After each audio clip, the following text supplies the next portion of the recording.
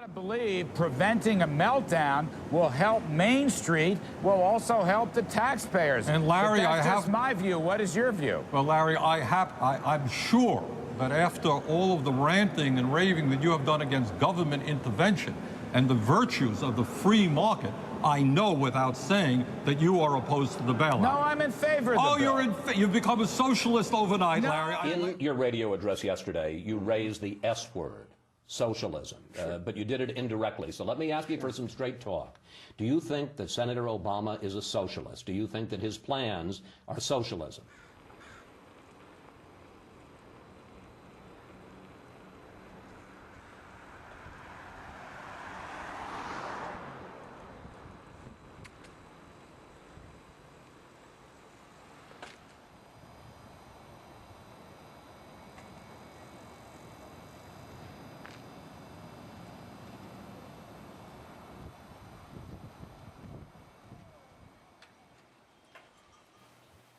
In America, being labeled a socialist is not much better than being labeled child molester. This is nothing new, of course. I've been hearing this rhetoric my whole life. But what does it really mean to be a socialist? According to the corporate media, anyone who advocates public programs for the poor, for example, is a socialist who hates America. So if Americans hate socialism so much, you'd think it would be almost impossible to find any. Well, you'd think that, but you'd be wrong. I found a lot, no more than 5 blocks from my front door. This street I'm riding on was built with public money.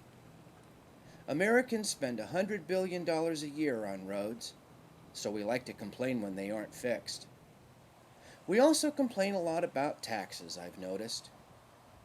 I've heard it said that Americans always want something for nothing.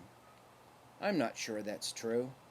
I think the reason many Americans don't like paying taxes is because quite often we don't get much for our money. Roads are a good example. In 2005, Congress approved $37 million to widen the public road leading to the Walmart corporate headquarters in Bentonville, Arkansas. I will never use that road, even though I helped pay for it. Although, I will probably also never use Highway 789 outside Arapahoe, Wyoming. But the citizens of Arapahoe, Wyoming don't have $200 billion of their own money. Walmart does.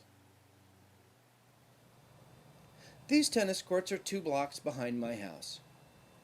They're part of a public recreation facility with a large park, a skateboard arena, a playground, an indoor swimming pool, and a gym.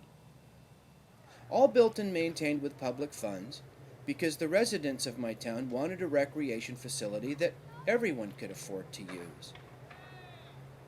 A lot of people use this park, I've noticed, even those who thought it was just a big waste of money. Behind the park is a middle school. The public school system in this country used to be the envy of the world, but not anymore. Most people blame a lack of funding, but I don't think it's a matter of money. I think it's a lack of faith. When I was in high school in the late 70s, we were told that the public school system was broken. In the 1980s, Ronald Reagan began selling the idea of privatizing schools with vouchers. His argument was that anything the government did, the private sector could always do better. But do private schools really give kids an academic advantage? According to the Center on Education Policy in Washington, the answer is no. The findings are pretty clear. There is no significant difference between how well kids do, given their socioeconomic background, their family background, in private schools and in public schools. There's no doubt that private schools offer high-quality education, but a lot of public schools, if they're well managed and properly funded, and parents take an active interest in their children, can perform very well too. After all, the progress and wealth we created over the preceding 200 years prior to vouchers was built on an investment in public education. What they haven't been telling you is that the voucher program is a great way for private schools to get government funding.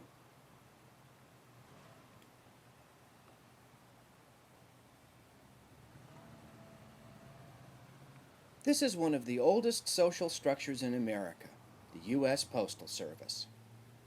The post office is frequently the target of criticism from those who oppose government spending, mostly because it doesn't turn a profit. But if turning a profit without government assistance is the standard, why did we just spend $1 trillion to bail out Wall Street? The U.S. taxpayer underwrites the most expensive corporate subsidy program in history, and the poster child of corporate welfare in America is Archer Daniels Midland.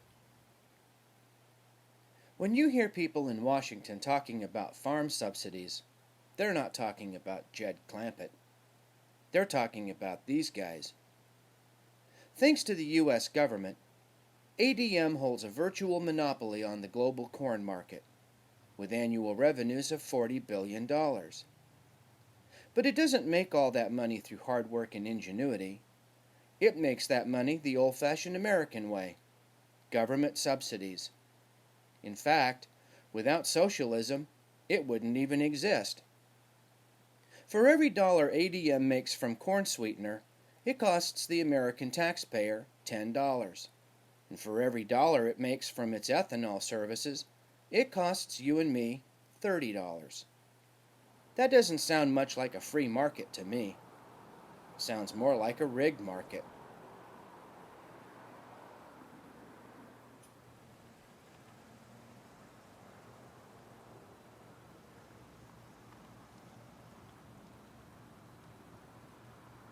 This is another common social structure in America, the public utility. They come in several flavors, from companies owned entirely by municipalities to companies like this one, which is cooperatively owned. The largest public utility in the country is the Tennessee Valley Authority. The TVA and other public utilities were established to prevent price gouging. Over the last 30 years, the utility markets have been deregulated, allowing corporate interests to insert themselves into the market. In the early 2000s, the energy brokerage firm Enron drove up electricity prices in California by manipulating the market to create artificial shortages. Enron pocketed $30 billion from this, while at the same time was receiving close to $1 billion in federal assistance. Today, many things that government used to do has now been either abandoned or contracted out to private enterprise. In other words, socialized. The government can sometimes be difficult to deal with, I'll admit, but dealing with a private company can often be even worse. Corporations don't operate by a system of laws. They have policies. Advocates of free market economics keep telling me that the market is self-regulating, but that's not the same thing as self-policing.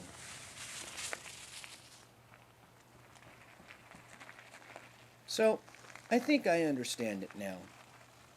If you believe we should spend public money for the public, you're a socialist.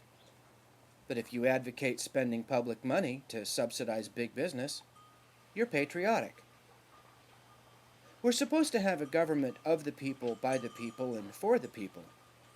It's not supposed to be a profit-driven enterprise. It's supposed to be a people-driven enterprise. So what's the problem with people having some ownership of the enterprise? Oh, I get it. That would be socialism.